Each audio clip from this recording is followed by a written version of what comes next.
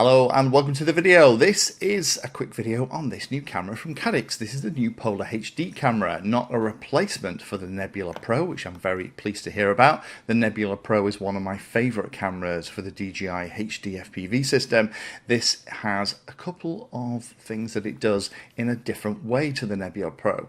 Specifically, it has exceptionally good low light performance, or that's what it says on the tin. So we'll definitely see what that actually looks like.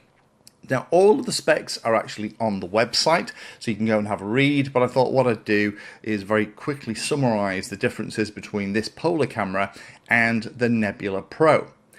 Big thing you'll notice is that the Polar camera is a little bit deeper than the Nebula Pro. They're both 19 by 19 millimeters, but the Polar camera is 24 millimeters deep. The Nebula Pro is only 13, so it's a much bigger lens on this. So the sensor is also slightly different as well, and unfortunately the aspect ratio on the Polar camera is only 16:9, whereas on the Nebula Pro you get 4:3 or 16:9, and you can choose.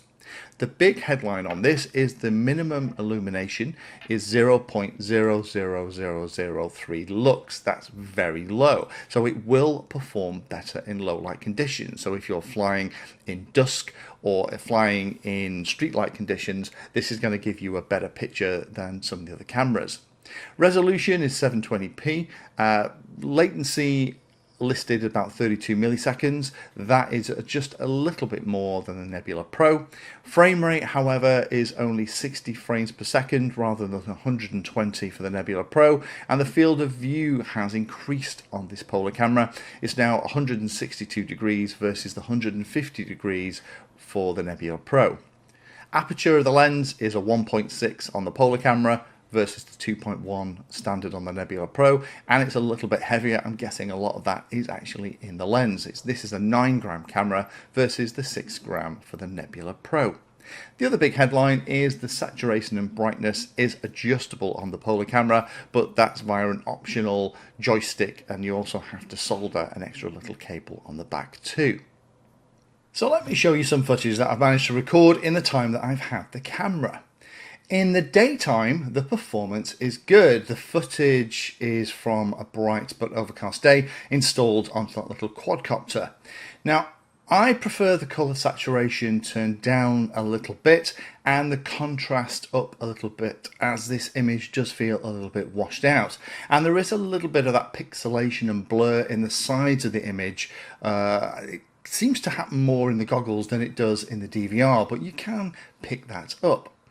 Interestingly, you may notice that I'm getting a little bit of jello on the Polar HD camera on this model, and that is something that I don't get on this exact model with the Nebula Pro, and maybe that's got something to do with the shutter or the lower frame rate.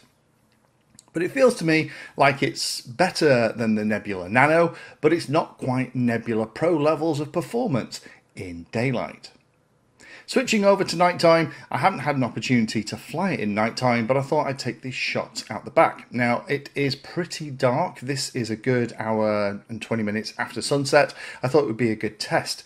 It looks very similar in the camera to what the view looks like in the naked eye. No overly contrasty images like some other Starlight cameras that I've had, but it does seem that the tree lights and the lights in the arbor, which are actually colour, are showing up as white, possibly due to the image being exposed for the low light and those little LED lights being blown out. Not a lot of smearing, so the frame rate looks good as I move around, and it definitely appears more sensitive than other cameras in these low light conditions, but I don't think I would fly this in anything below twilight because I'm not getting lots of separation and clear views of where one bush ends and another bush starts. Now, this is an interesting camera from Caddx, and it's a good job that it's here because I've been trying to get a hold of a Nebula Pro or two for quite a while, and they seem to just be unavailable. Now, checking with Caddx, it appears to be issues with chip supply, which has hit lots of different parts of the hobby, and at least now we have an alternative while we wait for the Caddx Pros to come back. It's better than the performance of the smaller Nebula, but it's not as good as the Nebula Pro in daylight. The lower frame rate high, and the shutter may have been a factor in the jello that I was seeing on that model. Performance in the evening low light is more what you'd expect from your natural human vision once you've had a couple of minutes to adjust to the dark situation. So it's definitely flyable in, but it's not a nighttime camera. I would definitely only be happy to fly with this in kind of twilight conditions. It's a shame there's no 4:3 mode, it's only stuck at 16:9, and to change the settings you do need the extra joystick, which isn't supplied.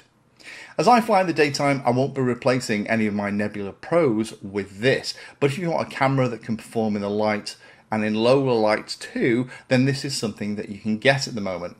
But you don't have to take my word for it.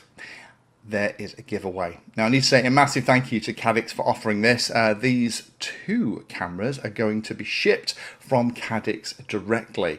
So all you have to do to enter the prize draw to get one of these two cameras, so there's going to be two prize winners, is the usual stuff: like, comment and subscribe. And I'll pull the names out of the hat in a week.